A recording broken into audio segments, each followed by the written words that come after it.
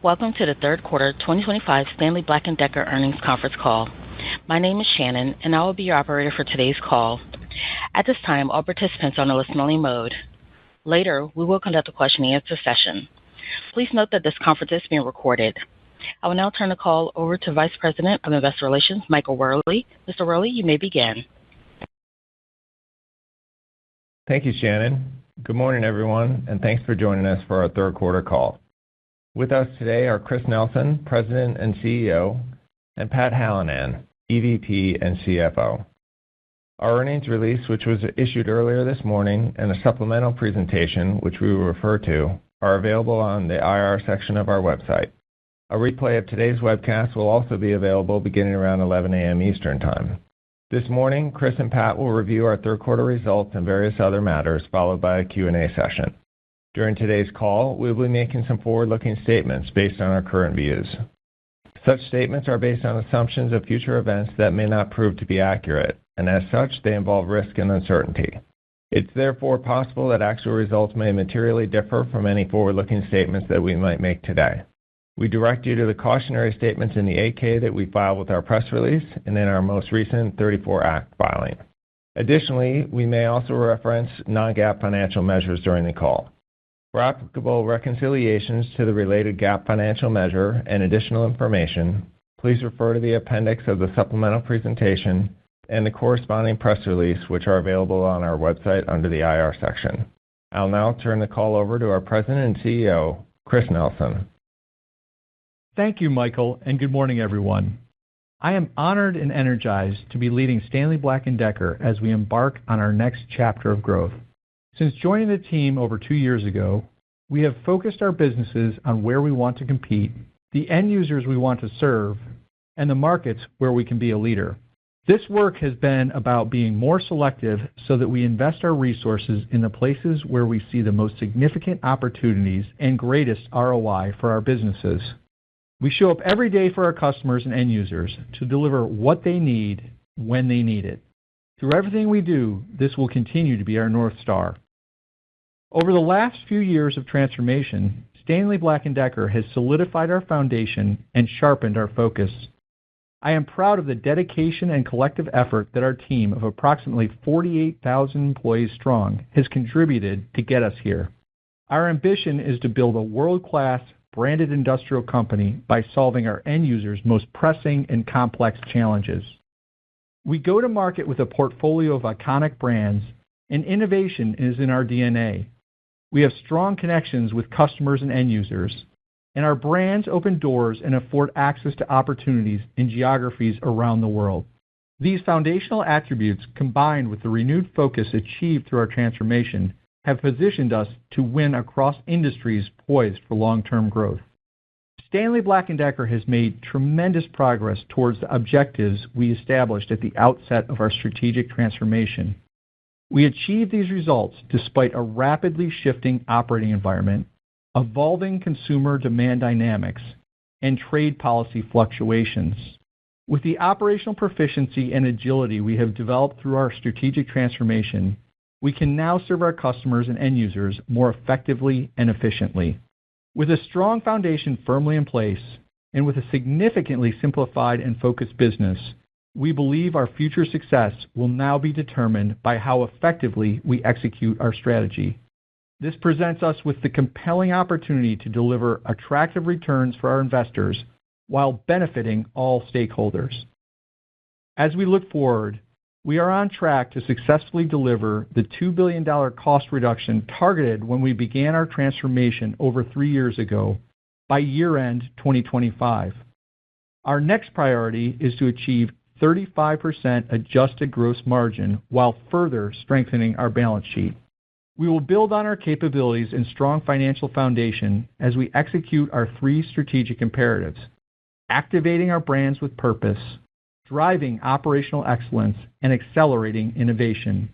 I want to spend a few minutes going into each of these focus areas to give you a better sense of what will drive our profitable organic growth going forward. The first imperative is activating our brands with purpose. We have pivoted from a product-led marketing approach to a brand-led, market-back approach to reinvigorate our organic growth. This included creating a closer feedback loop between our brands and end users and prioritizing innovations that will address end users' most pressing needs. Our core brands, DeWalt, Stanley, and Craftsman, each have a distinct identity, and we maintain this differentiation along with clearly defined target end users. This strategic segmentation informs how we prioritize resources and investment in key brands and focused trades. In addition, it enables broad coverage of the total addressable market with specific and productive solutions that uniquely address the needs of end users ranging from commercial and industrial professionals to residential construction contractors and ambitious DIY enthusiasts. Our organic growth strategy is anchored on accelerating DeWalt's performance while maintaining a strong focus on delivering consistent, above-market results in Stanley and Craftsman. DeWalt's mission is to serve the world's most demanding professionals. Supported by a more data-driven, targeted approach, our commercial teams are executing locally and focusing on the most attractive growth opportunities with trade-specific initiatives.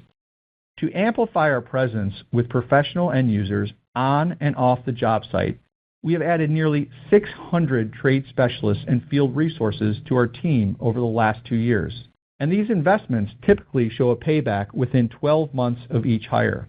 Our trade specialists visit job sites with DeWalt solutions, demonstrating and promoting our newest innovations.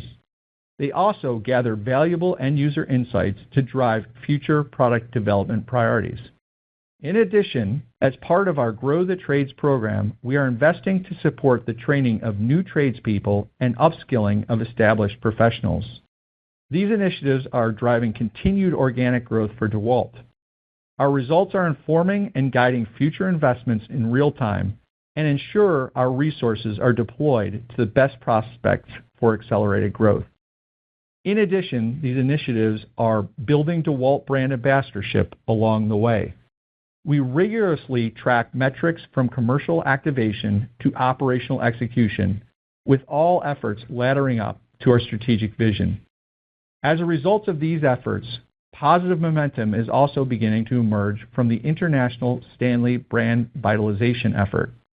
In parallel, the Craftsman brand campaign and portfolio expansion is progressing with an improved margin profile and strategy to drive success with the ambitious DIY enthusiasts.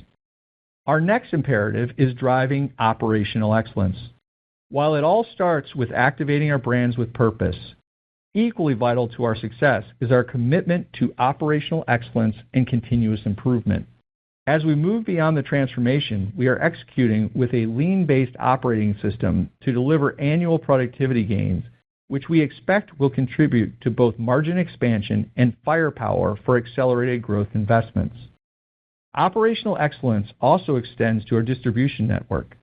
Business process improvements, along with our redesigned distribution network, have helped our team to deliver the best global customer service levels in our company's recent history. As we build strategic partnerships and multi-year growth plans with our channel partners, this will continue to be a top priority. And finally is innovation, the lifeblood of Stanley Black & Decker's value proposition to our end users. We are accelerating innovation to advance and expand our end-to-end workflow solutions across DeWalt, Stanley, and Craftsman. By innovating faster, we will strengthen our position to provide preferred solutions for our end users and drive growth for our channel partners and for our brands. We know that our end users, particularly the professional trades, are seeking holistic solutions that make them more productive and safer in every task that they perform on the job site. Providing this comprehensive set of solutions tailored for the specific needs of each trade, all powered by our robust and well-established battery platforms, is our opportunity. To enable this, we've centralized our engineering organization under one leader to unify our global strategy with investments in core capabilities, design processes, and systems. Within this operating model, we are accelerating how we deploy the product platforming method, which is a comprehensive approach to modular design and governance. It empowers our engineers to dedicate more of their time and expertise towards addressing our end users' most pressing and complex challenges. It also enables us to deliver highly specialized solutions to the market at greater speed. Year to date, our team has achieved 20% faster product development, and we believe there is runway for an additional 20% improvement by 2027. In addition, this approach is streamlining product development and production processes. This allows us to take full advantage of our scale to achieve cost leadership and drive further working capital efficiencies. Our aim is to implement platforming across roughly 2/3 of our product portfolio by 2027, enabling our 35% plus margin objective. Our entire organization is contributing to an organic, growth-oriented culture underpinned by operational excellence. We believe that by executing this strategy, we can deliver a compelling value creation opportunity. A year ago, we outlined long-term financial targets, and those levels of market-beating growth, earnings power, profitability, and cash generation remain the appropriate long-term financial targets for our business. We expect our capital deployment priorities to focus on funding investment in the business, improving our balance sheet, and supporting our long-standing dividend. Once these priorities have been satisfied and our leverage is sustained below 2.5 times, our preference for excess capital will be opportunistic share repurchases. We are executing with purpose, leveraging our core strengths and deploying capital with discipline. While we continue to navigate a dynamic macro today, we believe we are taking the actions required to serve our end users and customers, protect the profitability of the business, and make progress toward our long-term financial goals. By fully executing against the strategic imperatives that I outlined, we are confident in achieving strong long-term shareholder returns. Now, turning to our third quarter 2025 performance. Our operational agility helped us deliver sales and adjusted EBITDA in line with our expectations. Furthermore, gross margin increased year-over-year, restoring progress towards our expansion trajectory and overcoming the tariff-driven interruption experienced during the second quarter. We accomplished these results despite the persistently challenging macroeconomic environment. Total revenue was $3.8 billion, flat with the prior year period and down 1 point organically, driven by pricing up 5% and volume down 6%. We continued to generate growth in our DeWalt brand in the third quarter, supported by relatively resilient professional demand. Consistent with prior quarters, the overall consumer backdrop remained soft. Our third quarter adjusted gross margin rate was 31.6%, up 110 basis points versus last year, predominantly driven by the benefits of our pricing strategies and the supply chain transformation efficiencies. This result is a testament to the dedication and collective focus of our teams around the company. It is even more noteworthy given it was achieved in a dynamic macroeconomic environment and with the ongoing production transitions. We expect to continue our trajectory of year-over-year adjusted gross margin improvement, with expansion projected on a full-year basis for 2025 and 2026. Third quarter adjusted EBITDA margin was 12.3%, reflecting a 150 basis point improvement year-over-year, mainly attributed to the gross margin expansion. Adjusted earnings per share was $1.43, which includes a 25-cent tax benefit that we had previously expected to land in the fourth quarter. Third quarter free cash flow was $155 million, a solid result as we effectively manage working capital while shifting an increasing percentage of our U.S. supply chain to North America. Turning to our operating performance by segment, I'll start with Tools and Outdoor. Third quarter revenue was approximately $3.3 billion, which was flat year-over-year. As with the total company revenue drivers, the drivers for Tools and Outdoor were in line with our expectations. Organic revenue declined by 2%, as a 5% benefit from targeted pricing actions was more than offset by a 7% decrease in volume. Currency tailwinds and a small product line transfer from engineered fastening Each contributed a 1% benefit in the quarter. The volume decrease was partially due to expected price elasticities and partially impacted by tariff-related promotional reductions within the retail channel, as we had indicated during our second quarter earnings call. Price realization in the third quarter was consistent with our expectations based on the April price increase. Consistent with prior disclosure, we are implementing a second price increase during the fourth quarter to maintain our innovation and brand investments, given the pressures resulting from tariff-related cost increases. DeWalt, our powerhouse professional brand, maintained strong momentum and continued to demonstrate top-line growth. The brand delivered revenue expansion across all product lines and regions. This result reflects the positive impact of our ongoing targeted investments in innovation and market activation. Tools and Outdoor adjusted segment margin was 12%, up 90 basis points year-over-year. Margin expansion was driven by price realization and supply chain transformation efficiencies, partially offset by the impact of tariffs, lower volume, and inflation. Shifting to performance by product line. Power Tools organic revenue declined 2%, largely resulting from tariff-related promotional cancellations in North America and continued softness in consumer demand. Hand Tools organic revenue was flat. Strength within the commercial and industrial channels was offset by softer retail channel performance. Outdoor organic revenue decreased 3% as we ended a subdued outdoor season where the independent dealer channel partners focused on selling through their remaining inventory. We anticipate inventory will be right-sized heading into pre-season ordering for 2026. Now, Tools and Outdoor performance by region. In North America, organic revenue declined 2%, reflecting trends consistent with the overall segment performance. End-user demand, as measured by U.S. retail Tools and Outdoor POS, started the quarter strong but moderated later in the quarter, with aggregate third-quarter performance at a level that was relatively flat on a dollar basis.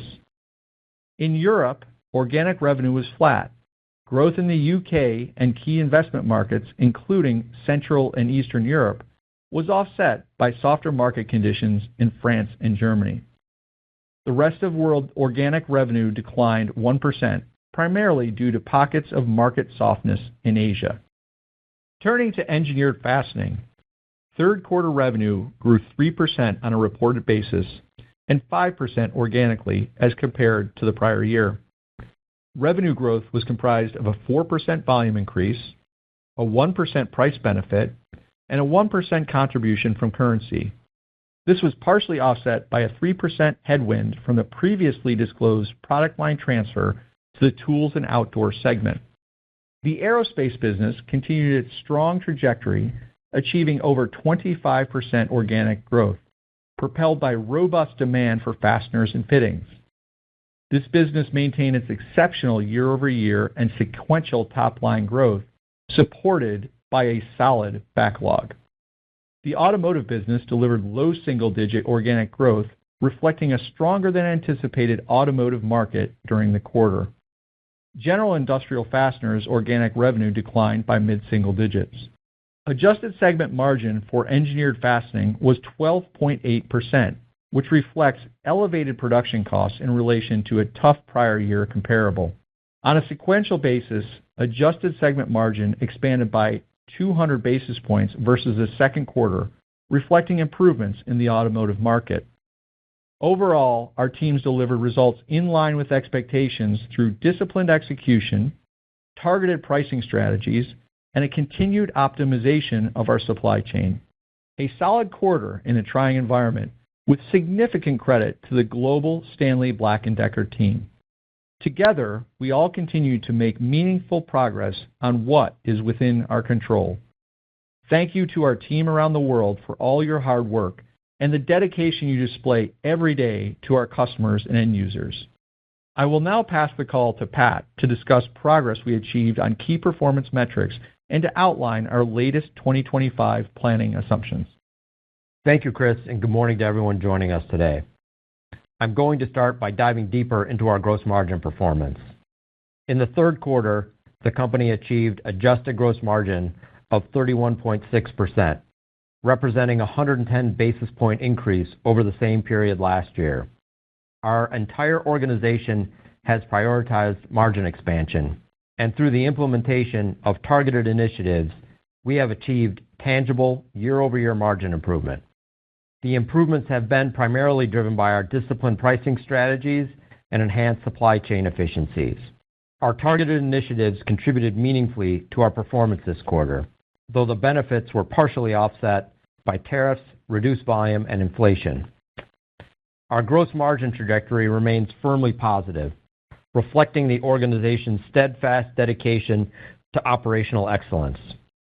The team's commitment and capability to deliver is exemplified by the fact that even with the significant tariff expenses hitting our P&L starting in April, we only had a single quarter of gross margin setback. Despite broader market volatility, our teams have demonstrated remarkable agility and focus, ensuring we sustain profitable growth even in uncertain environments. And looking forward to 2026, we foresee a strong opportunity for significant year-over-year adjusted gross margin expansion versus 2025, even if the macro conditions do not improve materially. We continue to target 35+% adjusted gross margin. As a team, we continue to strive to achieve or be very close to this target by the fourth quarter of 2026. Turning now to our global cost reduction transformation program. In the third quarter, we continued to make substantial progress, delivering approximately $120 million in incremental pre-tax run rate cost savings. These actions are instrumental in supporting our ongoing margin improvement trajectory, which ultimately enables sustained investment and growth. Since its inception in mid-2022, the program has generated about $1.9 billion in pre-tax run rate cost savings, underscoring the scale and effectiveness of our transformation agenda. We are on track to meet our targets with consistent progress across all work streams. We expect the transformation program to yield cost savings of $500 million in 2025 and $2 billion overall by the end of this year, marking the successful achievement of this initiative's original cost reduction goals. A key element of our tariff mitigation and gross margin improvement strategy centers on minimizing the amount of U.S. supply that comes from China. We are making substantial advancements in this area and systematically progressing along a clearly defined path. We have been rapidly moving cordless production from China to Mexico, while also rapidly increasing the levels of USMCA-compliant production in Mexico.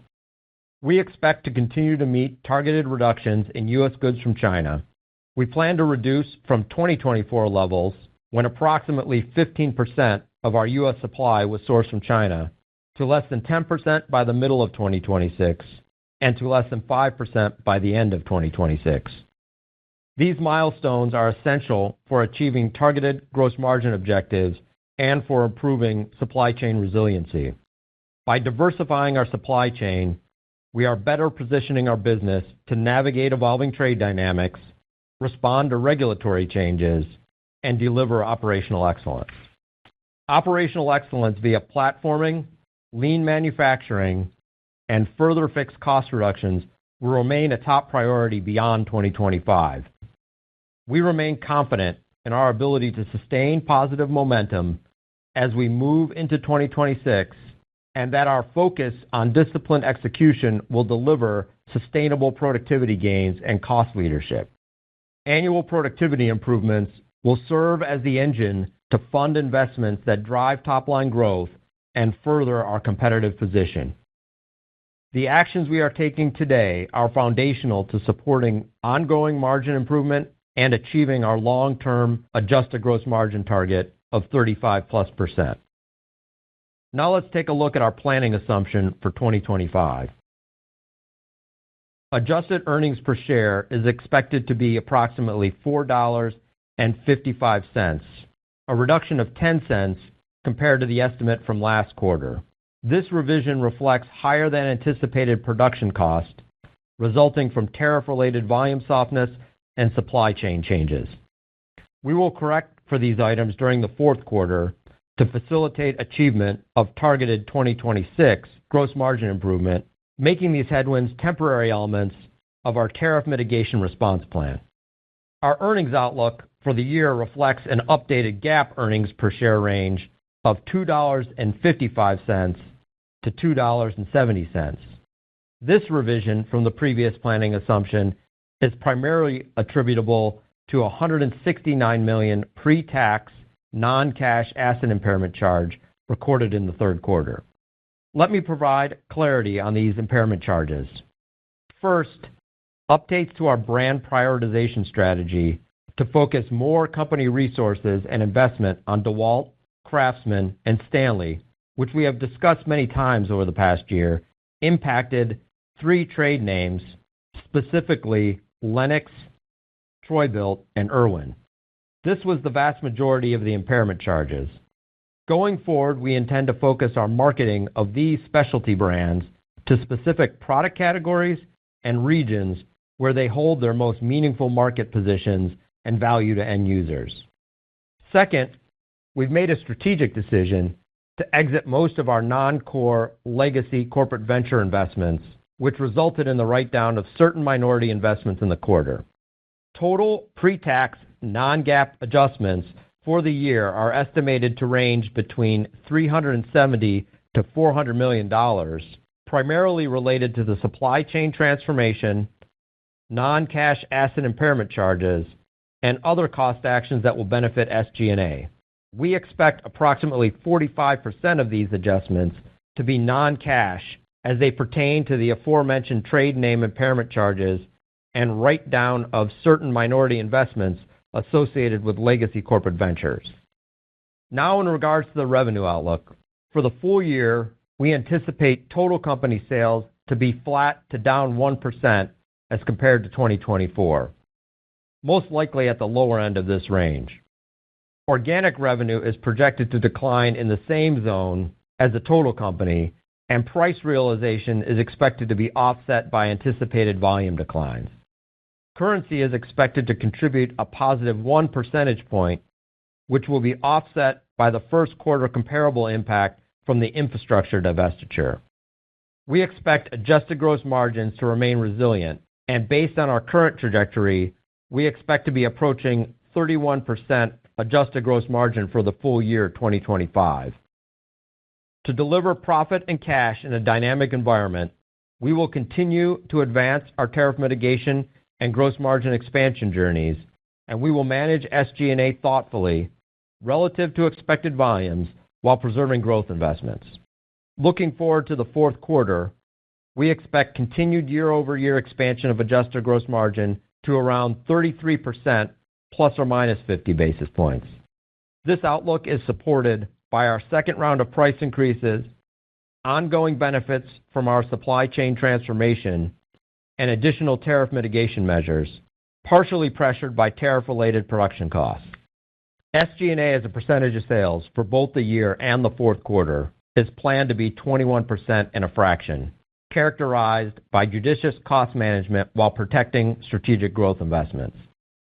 We remain committed to investing in high-growth, high-return opportunities, with over $100 million being reinvested in 2025 to drive market activation, strengthen our brands, and support commercial expansion, while managing SG&A costs down elsewhere in the business.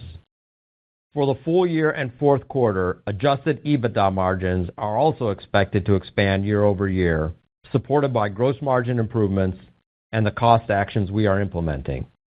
Shifting to our segments. For the Tools and Outdoor segment, the full-year organic revenue outlook is projected to decline approximately 1 percentage point. The Engineered Fastening segment is expected to achieve low single-digit organic revenue growth led by aerospace. Now turning to cash generation. We generated $155 million in free cash flow during the third quarter, making progress toward our full-year 2025 free cash flow objective of $600 million, which remains unchanged from a quarter ago. As we advance through the last quarter of 2025 and into 2026, we remain committed to diligent inventory management. Ensuring customer order fulfillment remains a top priority, even as we proactively navigate evolving supply chain dynamics and potential shifts in the external market environment.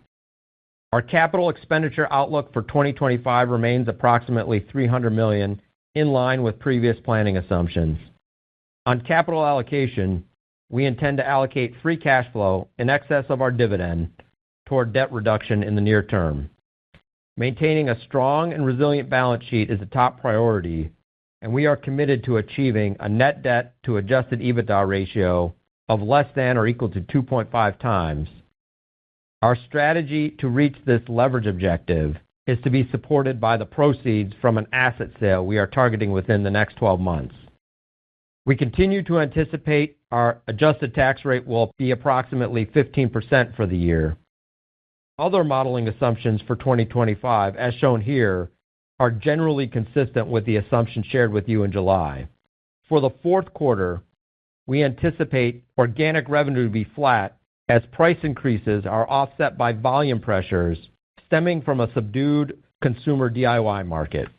In the fourth quarter, we expect continued pre-tax earnings growth and working capital efficiencies driven by the seasonal drawdown of receivables and a modest decrease in inventory to deliver our free cash flow target. Adjusted earnings per share for the fourth quarter is expected to be approximately $1.29.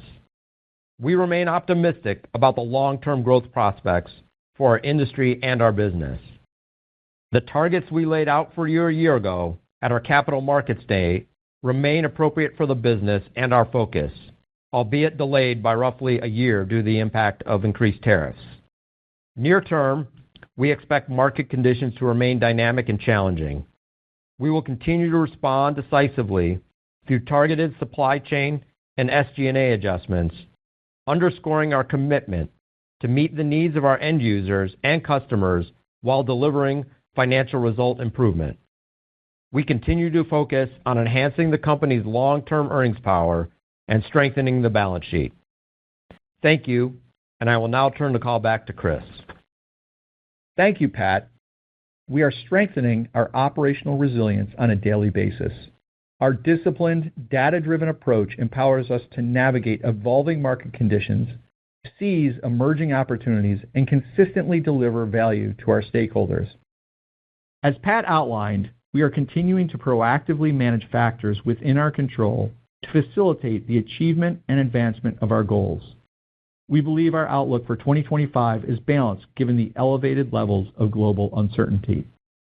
We recognize the operating environment is challenging, and we are focused on creating significant value from our powerful brands and businesses to generate long-term revenue growth, margin expansion, cash generation, and shareholder return. We remain committed to driving towards the goals outlined during our November 2024 Capital Markets Day. I am confident that with the collective dedication of our talented team and an unwavering commitment to supporting our customers and end users, Stanley Black & Decker will continue to set new standards for excellence in the years to come. We are now ready for Q&A, Michael. Thank you, Chris. Shannon, you can begin the Q&A now. Thank you. To ask a question, you will need to press star 11 on your telephone. You will then hear an automated message advising your hand is raised. To withdraw your question, please press star 11 again. We ask that you please limit yourself to one question. Please stand by while we compile the Q&A roster. Our first question comes from Tim Wojs with Baird. Your line is now open. Hey guys, good morning. Thanks for all the details. Just maybe on the volumes, I'm just curious, how those performed relative to your expectations, and I guess if you could break down the volume between kind of what was impacted by tariffs and kind of what the, I guess, elasticity you saw in the quarter. And as you think about the next few quarters with price and volume, do you expect that kind of one-for-one trade-off to kind of continue with price and volume, or do you think there could be some underlying improvement in that dynamic? Thanks. Hey, Tim, this is Chris. Morning. Thanks for joining us. Yeah, I would say that our volumes were relatively in line with expectations.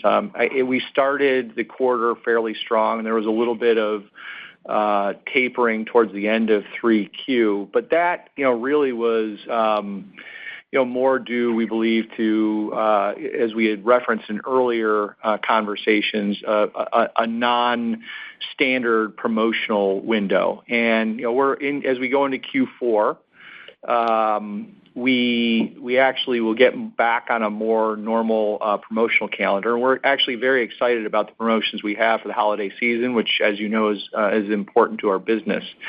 I'd say that we expect the environment to remain similar into Q4, and then we will continue to monitor and adjust as we go into the new year in 2026. But I'd say that while we see the environment, as Pat certainly mentioned, as challenging, it is relatively stable, and we're excited about the promotional calendar we have to close out the year, and it's going to be important for us to monitor. Thank you. Our next question comes from the line of Julian Mitchell with Barclays. Your line is now open. Hi, good morning. Maybe just my question would be around dialing into some of the profit levers in a bit more detail. So I think for the fourth quarter, you're assuming operating profit up a few tens of millions of dollars sequentially with flattish sales. And is that all really coming from this extra price increase? And then as you're thinking about 2026, as it's only 8 weeks away now, seems like you won't get much help from volumes based off the exit rate from this year. So maybe help us understand what are some of the main gross margin drivers you're most enthused about for 2026. Thanks, Julian. So operating profit for the fourth quarter is going to expand really two levers. We certainly expect to continue making progress on the gross margin front. We expect a fourth quarter gross margin around 33%, could bounce around plus or minus 50 basis points, but that's certainly what we're targeting and tracking towards. And then one of the things we've been talking about all year is judiciously managing SG&A expense relative to the volume environment while still protecting growth investments. So while we're still targeting around $100 million of growth investments and elsewhere in the business, we're really reducing SG&A expense quite considerably, almost to an equal amount this year in our 25 full-year income statement. And we'll probably, on a year-over-year basis, be down in SG&A $40 or so million versus the same quarter last year. So, the profit expansion in the fourth quarter is a mix of gross margin expansion and SG&A reduction. Those are the primary drivers in a quarter where, overall, our net sales line is roughly flat. So that's where you're getting this year. I'd say as we work into next year on gross margin, we're still, as an organization, very focused on our long-term objective of 35+%. And, every day we get up trying to solve the riddle of how to get there by the fourth quarter of next year, and that's still our objective. We'll be there or thereabouts working on that, assuming the macro environment is kind of in line with where we are or better. Obviously, if there was a big recession, we might need to revisit that. And the levers we're going to be pulling for next year, we're still going to be working strategic sourcing, in-plant continuous improvement. Platforming is going to be starting to play a bigger role, and we still have some facility decisions ahead of us. So all of those levers are still in play for 26 and beyond. And, they'll all be playing very significant roles. And, as we mentioned, as we adjusted the outlook for the fourth quarter of this year, we went into the back half of this year with a bias to having some excess capacity in our plants to deal with the circumstances of elasticity ended up being more favorable and to accommodate some of the global transitions of supply, and we'll be having to kind of adjust for those types of costs too as we go into the early parts of 26. Thank you. Our next question comes from the line of Nigel Coe with Wolfe Research. Your line is now open. Oh, thanks. Good morning. And Chris, congratulations on actually sitting on the throne right now, I guess. But congratulations. Maybe I think you mentioned going out with another price increase in the quarter. So can you just maybe mark to market somewhere you expect price to maybe come in for the fourth quarter? And maybe just give us a quick mark to market on I know it changes a lot, but on the tariff inflation, how you see it right now, and are you dialing in this 10% fentanyl tariff reduction, and does that have an impact on 4Q?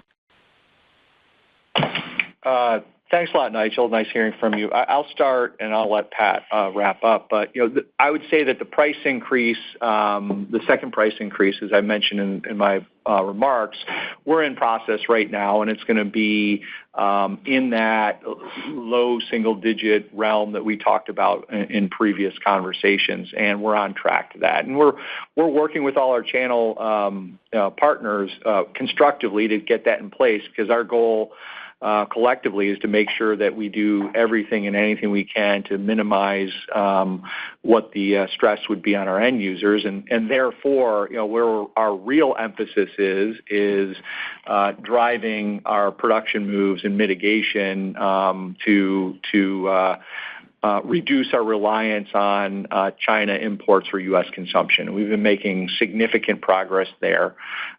We remain on pace to be below 10% by the end of the year and at or below 5% by the end of 2026. We're making great progress there, and that's really the emphasis. So as it relates to the second part of your question, which would be the tariff exposure based on latest information, it really has no material impact. It's still right about the same area based on the changes that have come in 232s combined with the reduction in China. It's kind of netted out, so we're right in that same ballpark. And as it relates to what that means for our mitigation efforts, we were basically, as I mentioned earlier, we were planning in the not too distant future to be largely absent from China as a source of supply for the U.S. So it really has minimal impact on our medium to long-term strategies there. So I don't know, Pat, if you had anything else to add there. Yeah, no, I think you covered most of it, Chris. I'd say, just to reiterate a few things Chris said, is our end game plan, kind of end of 26 forward, is to be below 5% U.S. COGS from China. That's what drove our total mitigation strategy, both supply chain changes and pricing. And so, given that, this reduction in 10% of 10 percentage points of the China tariffs doesn't meaningfully change that outcome. You asked a little bit of, is there a fourth quarter benefit? It's probably in the ballpark of very low single-digit millions, given that it affects one quarter, and then you pretty much only get the LIFO portion of that. So, for the fourth quarter, it's a very small amount. It's a slight help, probably in the 5 to 10 range of each of the first two quarters of next year or thereabouts. But it's not a game changer long term. Certainly any relief is welcome, but it's not a big magnitude item. Thank you. Our next question comes from the line of Christopher Snyder with Morgan Stanley. Your line is now open.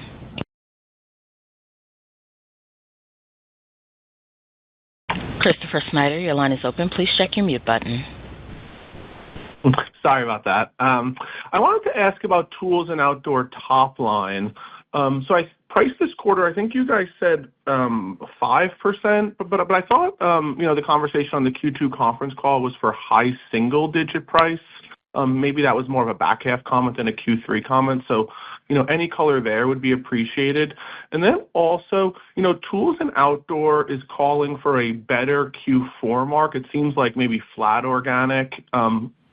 Q3 was -2, and now we have a more difficult comp into Q4. So can you just maybe talk about, why that two-year stack will get better? I know price comes through, but we would think with the one-for-one offset that would be, accounted for on lower volumes. Thank you. Yeah. So Chris, pricing can get confusing because, obviously it's a portion of all the work we're doing to mitigate tariffs. Obviously, there's a lot of supply chain changes in addition to that. But it's largely a United States Tools and Outdoor phenomena. So you're talking about, taking considerable price on 60% of our business, not on 100% of our business. So you're accurate in understanding that our pricing ultimately, when we get through the second round of price increases, but even the pricing we've already taken is in the high single-digit range. It's probably going to, across our U.S. product lines, be in that high single to maybe even into low double-digit, depending on the SKU you're looking at. But again, when you take basically 60% of that, you're getting into a mid-single-digit global viewpoint on pricing, both global for T&O and global for total Stanley Black & Decker. So we, if you look at our outlook and planning assumption information, we've been referencing on an enterprise-wide basis, expecting mid-single digits, U.S. T&O high single digits or above, and that's exactly what we're seeing. So it's a lot of hard work by our team and a lot of hard work with our channel partners to do it thoughtfully, but we're getting the price we expected. And you saw in the pricing reconciliation for the third quarter, it was 5 percentage points, and that's right in the zip code we expected. Obviously, we're taking a second round of pricing in the fourth quarter, but we're also going to be running back to kind of a more normal promotional cadence. So I would expect the reconciliation for the fourth quarter to be in a similar zip code. It can kind of move up or down from that 5 based on a promotional mix to relative sales. In terms of the growth cadence for the quarter in the year, for the full year enterprise-wide, we're expecting net sales for the full year enterprise-wide on an organic basis to be, flat to down 1%, probably more likely towards the lower end of that range. And for T&O for the quarter, we're also kind of expecting flat to down at 1-ish%, and again, probably towards the lower end of that range. So that's going to have an enterprise where T&O for the quarter and the year is down somewhere between flat to down 1%, closer to that down 1%, and you're going to have SEF up about 2 percentage points on the year, and that's what's going to drive the overall enterprise to the enterprise expectation. Thank you. Our next question comes from the line of Michael Rehaut with J.P. Morgan. Your line is now open. Thanks. Good morning, everyone. Thanks for taking my question. Wanted to focus on, without really getting into guidance for next year, focus on some of the actions you've taken this past year and how they might impact 26. And in particular, just thinking of, number one, the carryover impact, kind of like from an annualized, perspective on what the cost reduction that you're on track to do, the $2 billion by the end of this year.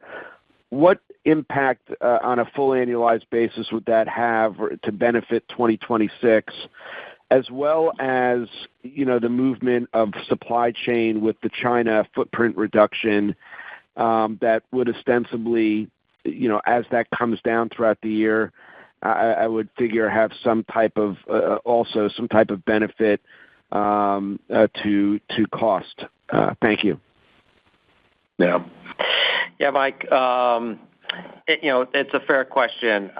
We certainly are going to be looking at how this quarter plays out from consumer confidence, consumer engagement, and volume perspective before we're going to feel like talking about 26 guidance is appropriate. But anchor stones to 26, kind of no matter the macro, are going to be making gross margin progression and managing SG&A thoughtfully. So, we're working game plans for 26 that have us around 35% in the fourth quarter. We're going to be finishing this full year on a 31% basis. So, the full year 26, we're going to obviously be targeting something very much in between those 2 points of 31 and 35.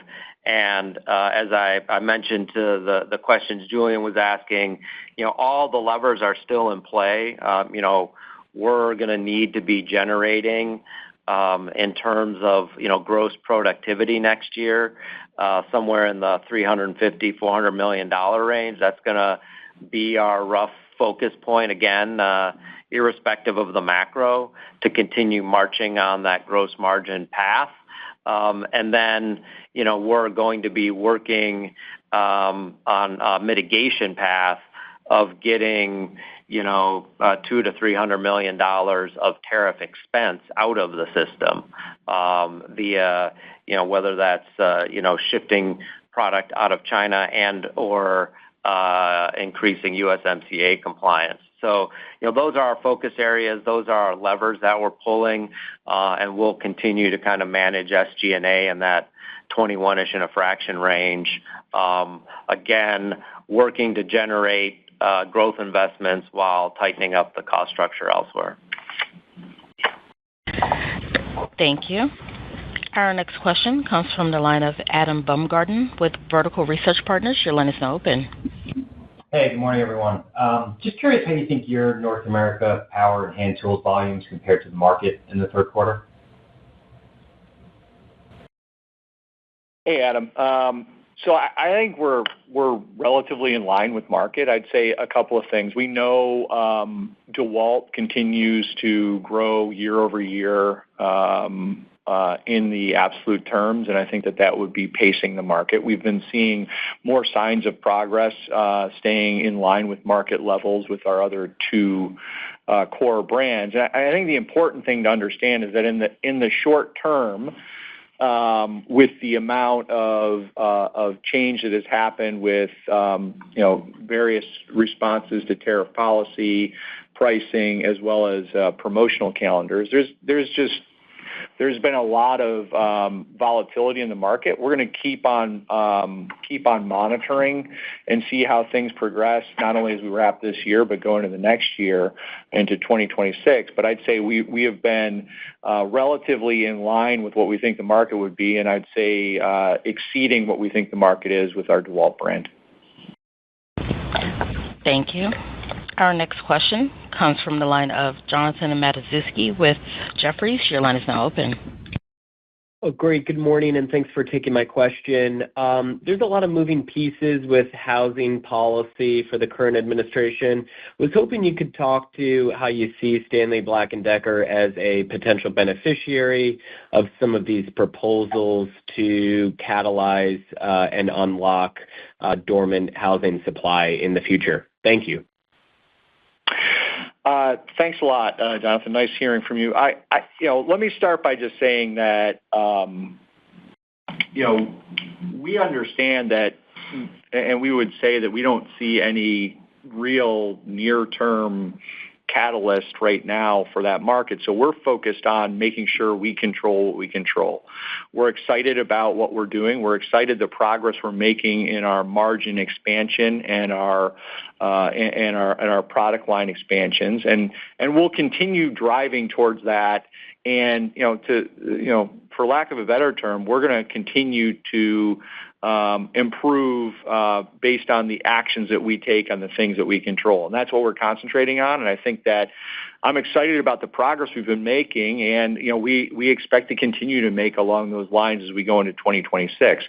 As it relates to any release of momentum in the housing market, whether it be new construction or repair and remodel, we certainly believe that we are very well positioned to be a beneficiary of that. We certainly, serve those markets and serve those trades with very high share positions, and we have been using this time of what I would say is a little bit more of a retrenchment of that market to invest heavily to make sure that we are there with those end users, with those contractors, and with that industry to be building the relationships and building the innovation so that as that does unlock, that we will be there to certainly be a beneficiary of it, and probably more than our fair share. Thank you. Our next question comes from the line of Joe O'Dea with Wells Fargo. Your line is now open. Hi, good morning. Thanks for taking my question. You gave some helpful color on China and U.S. supply exposure there and what you expect on that trajectory. Any perspective on USMCA compliance and the path that you're on there? And then along with that, just on the 4Q pricing that you talked about being kind of in process, for how much of the quarter would you expect that price to be flowing through the P&L, the incremental price that you're in process on now? All right, I'll start with USMCA, and then I'll turn it over to Pat for the pricing question. So USMCA, and I think I stated this on our last call, that we are making significant progress. It's a big part of our mitigation efforts. And as we talked about our strategy from the very outset on managing the tariffs, we were going to support our customers, we were going to mitigate our operations, we were going to price where necessary, and we're going to maintain our communications with the administration. We certainly priced for what we believed our end state mitigation was going to look like as we went out of 2026. So it's all hands on deck to get us towards that end, because that's a big part of what our mitigation and margin journey is all a part of. As it relates specifically to USMCA, we're making progress, and we see no structural roadblocks to us being at or around what I would say is the average for industrials that look like us, and we'll be there over the medium term. So we're making great progress, and we see good opportunity there to make sure that we can continue to have the products that our end users need at the prices that they can afford. Yeah, and Joe, relative to fourth quarter pricing, a fair number of those discussions with channel partners have been completed, and those pricing actions are starting to go underway. We would expect the balance of them to be completed here in the early part of November. And so I kind of think of it as, for the most part, 2 of the 3 months of the quarter. And we feel like we're tracking on that. And with all the variables we're managing in this quarter within our planning assumption, we're comfortable with where we are on that front. Thank you. Our last question comes from the line of Joe Ritchie with Goldman Sachs. Your line is now open. Hey, guys. Thanks for fitting me in. Just the only question I have right now is really around inventory levels. It looks like you've reduced your inventories over the past year and also sequentially. How far above do you still think you are from an inventory perspective, and what's your expectation for reduction in 2026?